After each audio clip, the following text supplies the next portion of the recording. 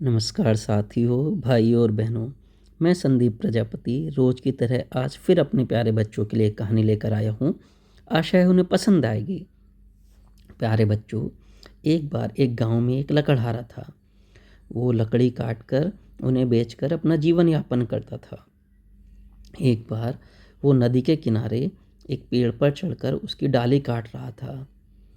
जैसे ही उसने अपनी कुल्हाड़ी उस डाली पर मारी, उसकी कुल्हाड़ी छिटक कर नदी में गिर गई।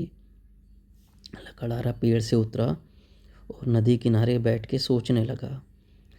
परेशान हो गया क्योंकि उसकी कुल्हाड़ी ही उसके जीवन यापन का जरिया थी। वो उदास होकर नदी से प्रार्थना करने लगा, हे नदी देवी, मैं तो बहुत परेशान हूँ। मेरी कुल्हाड़ी आप में समा गई है, मुझे वो वापस दे दो। नदी उसके सच्चे मन की प्रार्थना से प्रसन्न हुई और एक सोने की कुल्हाड़ी लेकर आई।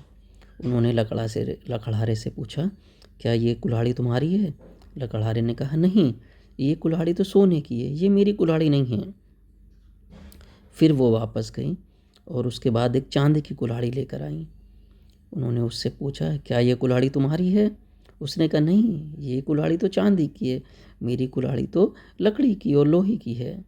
वो वापस गई और फिर एक लकड़ी उसकी कुल्हाड़ी लेकर आई। उन्होंने पूछा, क्या ये कुल्हाड़ी तुम्हारी है? लकड़हारे ने कहा, हाँ नदी देवी, ये कुल्हाड़ी मेरी है। नदी देवी ने कहा, मैं तुम्हारी ईमानदारी से बहुत प्रसन्न हूँ। ये लो, सोने और चांदी की कुल्हाड़ियाँ भी तुम ले जाओ, ये तुम्हारी गरीबी दूर करने का कारण बनेंगी। इस बात से लकड़हारा बहुत खुश हुआ और उन्हें धन्यवाद देकर तीनों कुल्हाड़ियाँ लेकर अपने घर आ गया।